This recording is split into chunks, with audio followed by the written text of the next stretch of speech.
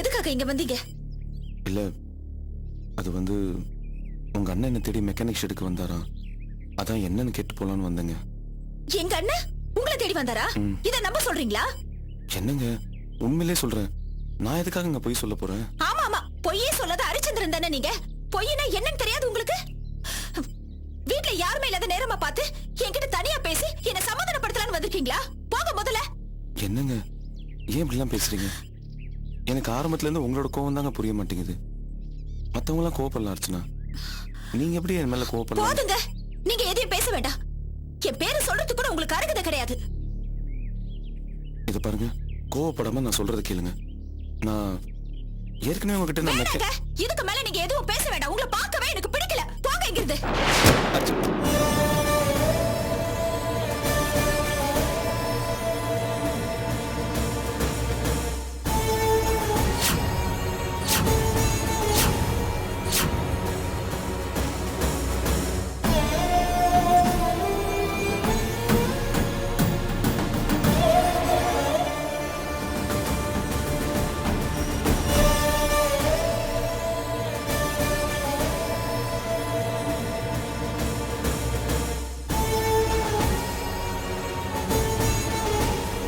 எதுக்காக இங்க வந்தீங்க? என் பேரு சொல்றது கூட உங்களுக்கு அருகதை கிடையாது. இதுக்கு மேல நீங்க எதுவும் பேச வேண்டாம். உங்களை பார்க்கவே எனக்கு பிடிக்கல. போங்க இங்கிருந்து.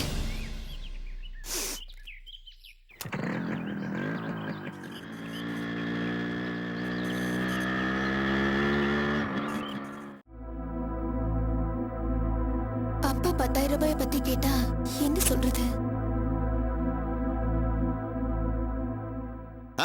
வாமா வாமா வாமா, உன்னதான் எதிர்பார்த்துட்டு இருந்தேன்.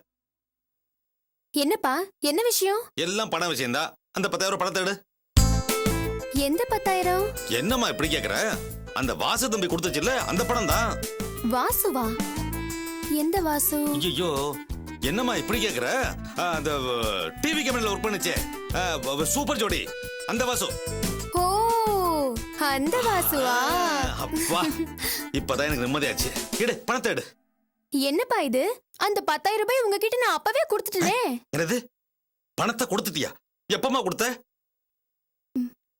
வாசு கொண்டு வந்து கொடுத்தாரே, அன்னைக்குதான்ப்பா. வாசு எப்பமா பணத்தை கொண்டு வந்து கொடுத்தாரு? நான் உங்ககிட்ட பணம் கொடுத்தனே, அப்பதான்ப்பா.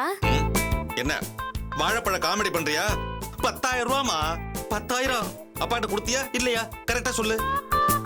எனக்கு என்ன ஞாபகம் மறதியா? அந்த 10,000 ரூபாய் அப்பவே கொடுத்துட்டேன். என்னம்மா இது, கொடுத்தேன் கொடுத்தேங்கற? எப்ப கொடுத்த? அப்ப கூட சன் டிவில நியூஸ் போயிட்டு இருந்ததுல, அப்ப கூட கடிகாரத்துல 1 மணின்னு காட்டுச்சுல்ல. சன் டிவில தினம் நியூஸ் வரத்தான் செய்யுது, கடிகாரம் கரெக்டா நேரத்து காட்டத்தான் செய்யுது. என்ன சம்பந்தம் இல்லாம உளர்ற? நான் ஒண்ணு உளரல, உங்களுக்கு தான் ஞாபகம் மறதி. அப்ப கூட நீங்க சாப்பாடு எடுத்து வைன்னு அம்மாவை சத்தம் போட்டுட்டு இருந்தீங்கல்ல. நான் உங்க அம்மா கிட்ட தினம் சாப்பாடு எடுத்து வைன்னு சண்டை போட்டுட்டு தான் இருக்கேன். இது நம்ம வீட்டுல வழக்கம் தானே. என்ன பேசிட்டு இருக்கீங்க ரெண்டு பேரும்? அம்மா, அன்னைக்கு நீயும் அப்பாவும் சண்டை போட்டுட்டு இருக்கும்போது நான் 10,000 ரூபாய் திருப்பி கொடுத்தேன்ல. கொடுத்தியா இல்லையா? அதான் கொடுத்தனே. கொடுத்தியா? அதுக்கு என்னங்க இப்போ? அதுக்கு என்ன போவா? ஏண்டி 10,000 ரூபாய் பணத்தை கேட்டா ஆளுக்கு கதை சொல்லிட்டு இருக்கீங்களா? என் பணம் என்னடியாச்சு? என்னங்க இது? அவதான் கொடுத்தேன்னு சொல்றால. எப்பவாவது நீங்க கணக்கு போடுறப்ப மறந்துடுற மாதிரி இதையும் மறந்துருப்பீங்க. எனக்கு கணக்குல வரலையடி. நீங்க குடுக்கல. நான் கொடுத்துட்டேன் அவ்வளவுதான். என்னடி உன் பொண்ணு இப்படி சொல்லிட்டு போறா? அவ ஏன் பொண்ணு மட்டும் இல்லைங்க, உங்களுக்கும் பொண்ணுதான். அவ கொடுத்திருப்பா. என்கிட்ட வரல. என்ன இது? அம்மா உன் பொண்ணு இவ்வளவு கன்ஃபார்மா சொல்லிட்டு போறாங்க. ஒருவேளை நானே வாங்கியிருப்பேனோ? வாங்கியிருப்பேன்.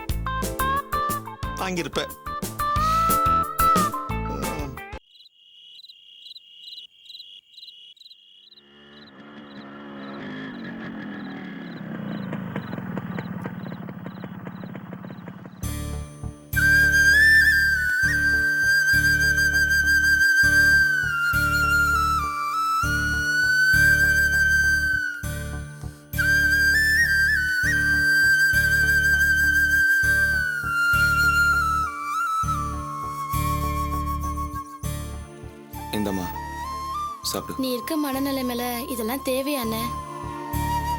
இப்ப என்னமா நடந்துருச்சு? அப்படியே ஏதாவது நடந்திருந்தாலும் என் தம்பியும் தங்கச்சியும் பார்த்துக்க வேண்டியது என்னோட கடமை. நீ தேவையில்லாம எல்லாம் பேசாத, புரியுதா?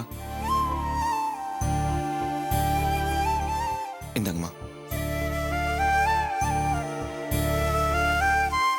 ஏன்பா வேலை எதுவும் சரியா வரலையா? இல்லம்மா, மனசு சரியில்லை. முந்தி மாரி வேலை செய்ய முடியல. போக போக எல்லாம் சரியாயிடும்.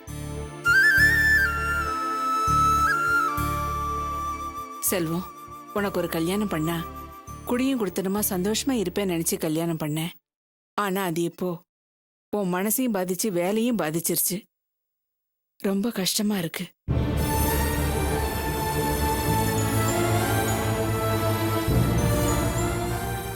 செல்வம்,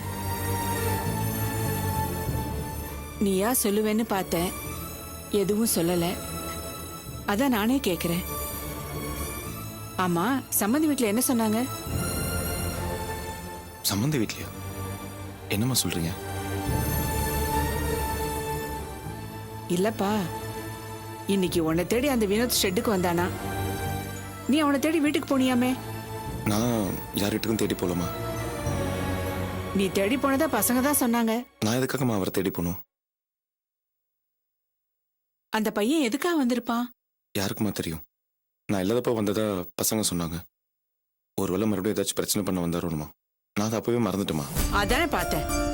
நீ எங்க அவனை தேடி அவன் வீட்டுக்கு போயிருப்பியோன்னு நினைச்சேன். அப்படியெல்லாம் போயிடக்கூடாது செல்வம். நாம மாப்பிள்ளை வீட்டுக்காரங்க, நாம இறங்கி போக கூடாது. அவங்க பொண்ணு வாழ்க்கை, அவங்க தங்கச்சி வாழ்க்கை நல்லா இருக்கணும்னா அவங்க நம்மளை தேடி வரட்டும். நாம ஏன் தேடி போகணும்? அவன் தங்கச்சி வாழ்க்கைய பத்தி பேசணும்னு வந்திருந்தா உங்ககிட்ட பேசிட்டு தான் போயிருப்பான். அவன் சண்டை போட தான் வந்திருக்கான். அதான் நீ இல்லைன்னு உடனே கிளம்பிட்டான். சரி சரி, நீ முகம் கழிட்டு வாப்பா, நான் சாப்பாடு எடுத்து சரிம்மா. வைக்கிறேன். நீயும் வாடி, புக்கெல்லாம் எடுத்து வை.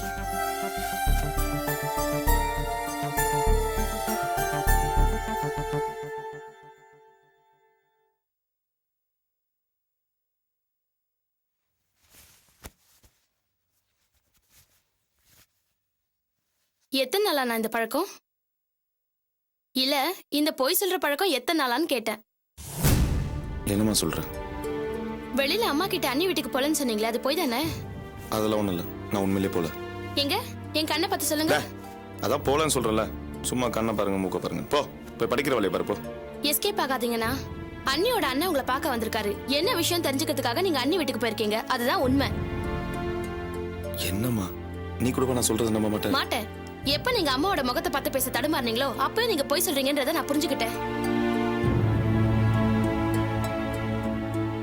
ஆமாம்மா, நான் அர்ச்சனா வீட்டுக்கு போயிருந்தேன். அண்ணிய பாத்தீங்களா? பார்த்தேன். பேசினாங்களா? என்ன பேசினாங்க? ஒரு விரோதி கிட்ட பேசுற மாதிரி பேசினாங்க. ஏன்னா என்னாச்சு? ஆமாம்மா, அவன் என்ன புருஷனா இல்ல, ஒரு மனுஷனா கூட மதிக்கல. வீடு தேடி போடவன வாசல்ல நிக்க வச்சு வாய்க்கு வந்து அப்படி பேசினான். என்னை பேசவே விடல. இன்னும் சொல்ல போனா நான் வினோதை தான் தேடி வந்தேங்கிற உண்மையை கூட அவன் நம்ப தயாரா இல்லம்மா.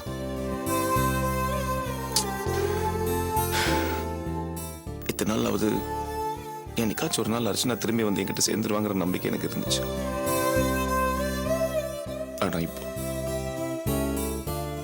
எனக்கு அந்த நம்பிக்கை சுத்தமா போயிருச்சுமா.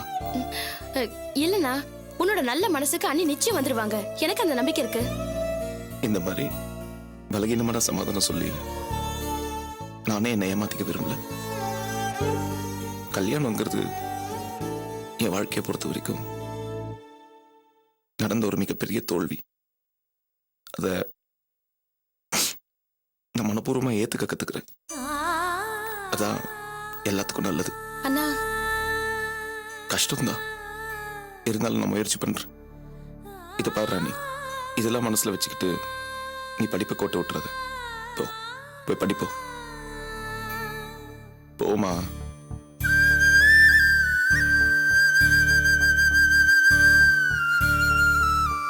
போ.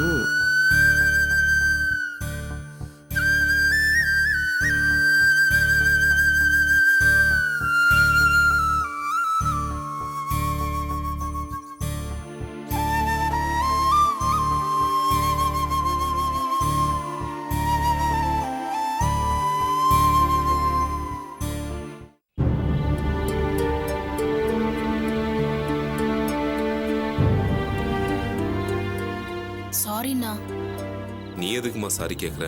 இதுல உன் தப்பு என்ன இருக்கு? நான் சொன்னதுனால தானே நீங்க செல்வத்தோட ஷெட்டுக்கு போய் அவரை பார்க்க போனீங்க. என்னால தானே உங்களுக்கு இவ்வளவு அவமானமும். இல்லம்மா, அந்த கடன்காரன் என்ன எந்த இடத்துல பார்த்திருந்தாலும் இப்படிதான் அவமானப்படுத்தியிருப்பான். நீ ஏன் பெருசா ஃபீல் பண்ற? விட. வேலை போயிடுச்சு, வருமானம் இல்லைன்னு கடன்காரனுக்கு தெரிஞ்சதும் நம்ம மேல இருந்த நம்பிக்கையும் தன்னால போயிடுச்சுல்ல. அதனாலதான் சொல்றேன், சீக்கிரம் ஒரு வேலையை பார்த்துக்கணும். நீ சொல்றது உண்மைதாம்மா. வருமானம் போச்சுன்னா தன்மானத்துக்காக போராட வேண்டியது இருக்கு. இதை நான் ப்ராக்டிக்கலாக அனுபவிச்சுட்டு இருக்கேன். அதனால தான் முன்ன விட இப்போ வேலைக்கு சின்சியராக ட்ரை பண்ணிருக்கேன். அப்புறம் காவியா, ஃப்ரெண்டு ஒரு கம்பெனிக்கு சொல்லியிருந்தான் இல்லையா, அந்த வேலை எனக்கு நிச்சயமா கிடைச்சிருமா? அப்படியா? ஆல் தி பெஸ்ட்னா. உங்களுக்கு அந்த வேலை கிடைக்கணும்னு நான் கடவுள்கிட்ட வேண்டிக்கிறேன். தேங்க்ஸ்மா. ஆமா, உன் வேலை விஷயம் என்னாச்சு? நானும் உன்ன மாதிரி தானா, ரொம்ப சீரியஸா ட்ரை பண்ணிட்டு இருக்கேன். கூடிய சீக்கிரம் வேலை கிடைச்சிடும். கவலைப்படாதம்மா, உன் டேலண்ட்டுக்கு வேலை கிடைச்சிடும். தைரியமா இரு. எனக்கு அதெல்லாம் ஒன்றும் பயம் இல்லைண்ணா. ஐடி ப்ரொஃபஷனில் சேலரி இன்க்ரீஸ் ஆக கம்பெனிக்கு கம்பெனி மாறிட்டு தான் இருப்பாங்க. ஆனால் ஒன்று, வீட்டுக்கு விஷயம் தெரியறதுக்குள்ள வேலை கிடைச்சிட்டா நிம்மதியாக இருக்கும். நானும் ஆஃபீஸ்க்கு போயிட்டு வரேன்னு சொல்லி நடிக்கிறதுக்கு மனசுக்கு ரொம்ப கஷ்டமா இருக்கு. ஆமாமா, அந்த கொடுமை எனக்கும் தெரியும். அந்த அவஸ்தையை நானும் கொஞ்ச நாள் அனுபவிச்சிருக்கேன். ஏதாவது ஜாப் கன்சல்டன்சி மூலமா சீக்கிரமா ஒரு வேலையை தேடிக்கோ. சரிண்ணா, நான் பாத்துக்கிறேன். சரி, நான் கீழே போறேன். சரிம்மா, வரேன். ம்.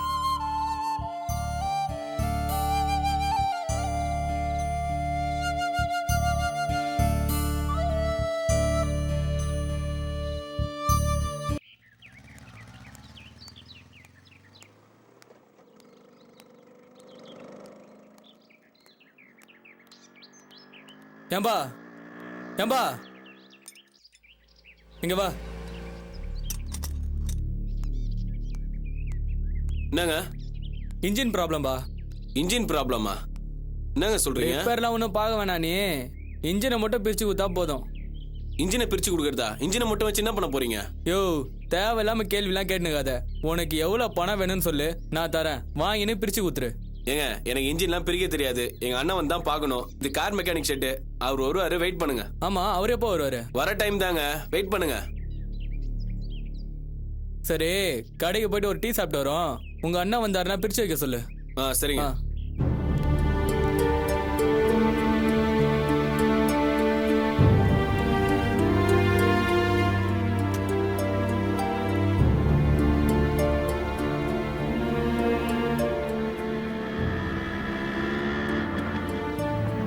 டேய்,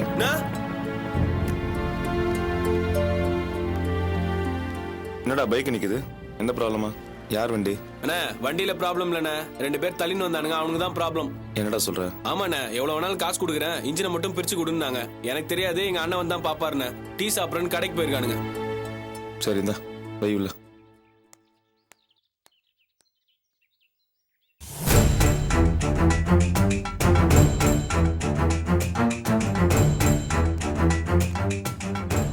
ஏம்பா, இன்ஜின் கழட்டியாச்சா?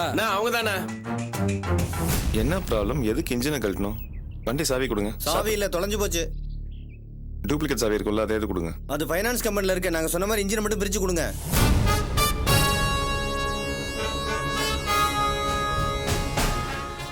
ஏய், உங்க 2 பேரையும் நான் எங்கேயோ பார்த்துருக்கேன். யாருடா மைதல? விளையாட வந்து ஐஸ்கிரீம் வாங்கி தரேன்னு சொன்னேன். டேய், அன்னைக்கு அந்த புத்தி சரியில்லாத பொண்ணுகிட்ட தப்பா நடந்துக்கிட்ட பசங்க தானே நீங்க? டேய், உண்மையை சொல்ல, பைக் யாருதா? யோ, சட்டில இருந்து கையடியா. பைக் எங்கள்தாயா? அப்ப ஆர்சி புக் கட்டுறா. அது ஃபைனான்ஸ் கம்பெனில இருக்குங்க. அது ஒரிஜினல் டூப்ளிகேட். யோ, நீ மகன் நீ தானே போலீஸ்கார மாதிரி மாறி நின்னுங்கறா. விடியா? அப்ப போலீஸ்காரன் வருவான், அவங்கிட்ட பதில் சொல்றியா? யோ, விடியா? தபாரு, முடிஞ்சா கழட்டி விடு. இல்ல விடு, வேற எங்க போய் கழட்டிறா. பெருசா போலீஸ்க்கு இல்லன்னு மிரட்டறா. திருடி பசங்களா செய்யறது செஞ்சுட்டு திமிரா பேசுறீங்க. அண்ணா, போலீஸ்க்கு ஃபோன் பண்ணு. ரெடி அண்ணா. டேய், ஓடுடா டேய். டேய்,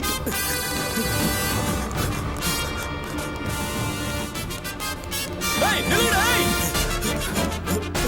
டேய்.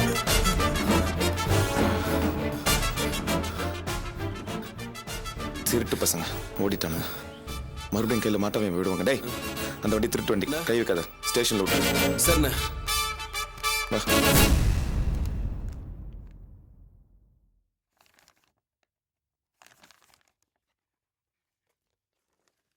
Very good performance. நாங்க எக்ஸ்பெக்ட் பண்ணதை விட உங்க குவாலிஃபிகேஷன் அதிகமா இருக்கு. உங்க appointment confirm. Thank you sir. Welcome. நீங்க வெளியே வெயிட் பண்ணுங்க. அப்பாயின்மெண்டோட ரெடி ஆனதும் நான் கூப்பிடுறேன். Okay sir.